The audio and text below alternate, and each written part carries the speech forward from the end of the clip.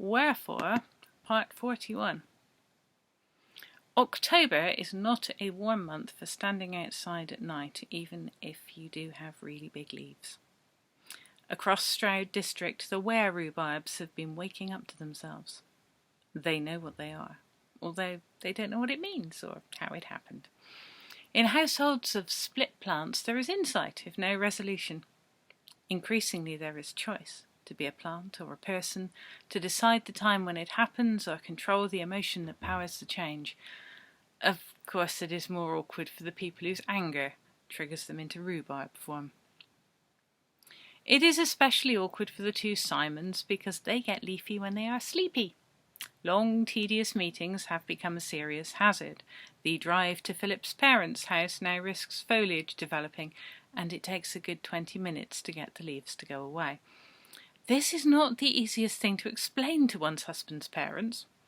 Morning routines also have to be adapted to cope with the leaves. On top of this, the two Simons still have no idea how to relate to each other.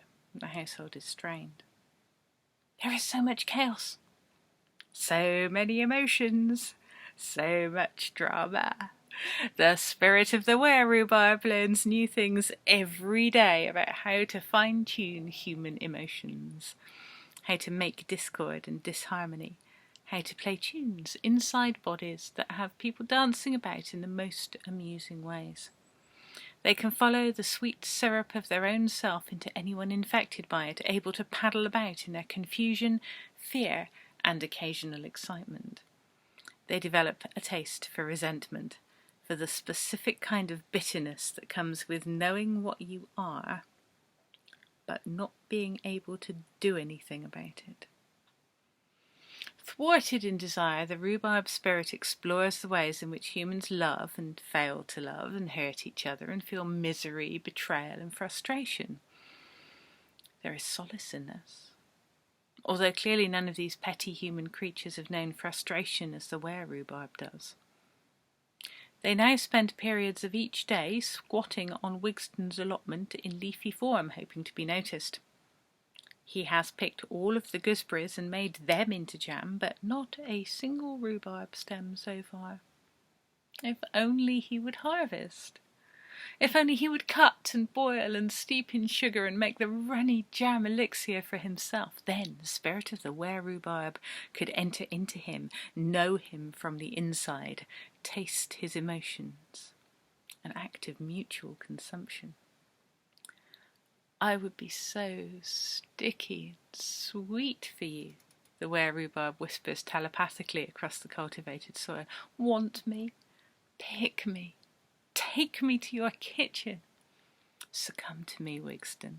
Let me slide into your mouth and down your throat. Let me nestle in your guts and ease my way through all the secret inner passageways of your being.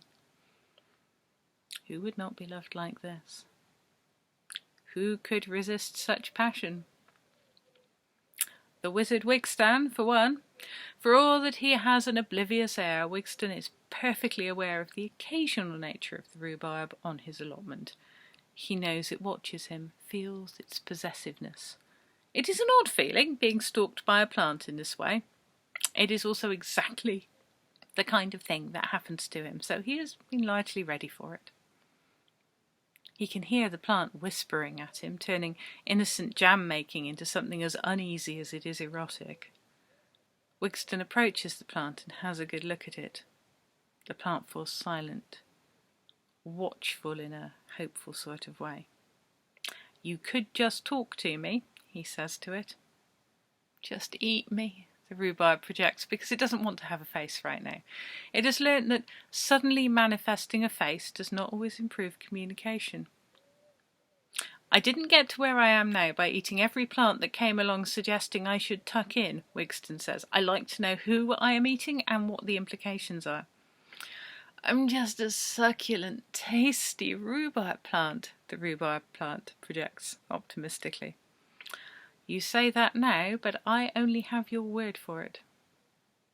Wigston is amused by the whole situation, but the were-rhubarb has no idea how to make sense of his tone of voice or his face. It wants to understand and can only imagine doing so from the inside. Grasp my stems, it tries, so good and firm in your hands. I like a firm stem as much as the next person, Wigston says, unless the next person is my cousin Percival, who has a deep mistrust of stems, firm or otherwise. It's not really the stems that are an issue here. It's the feeling that you are only pretending to be a plant and that your intentions may not be quite as stated. The were-rhubarb projects its hurt feelings for a while, but as this achieves nothing, it soon gives up. If a plant could pout, it would be pouting. Wigston is in an odd mood, even by his usual standards. He asks what would happen if he took and ate all of the stems. No one has ever harvested all of me. I've never let them. I don't know what would happen. Neither do I, says Wigston, but I'm curious. The were-rhubarb is strangely excited by this. There is a real risk of annihilation here. It is wonderful not to know what will happen. Anything could happen. Take me, it says, manifesting a face so that it can speak aloud. Wigston is not obviously alarmed by the face. Take all of me. Take everything.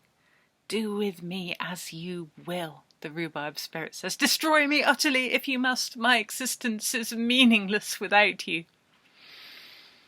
I get the picture, says Wigston. He decides to harvest, thinks he will make a crumble, and wonders what fresh madness he is now embarked on.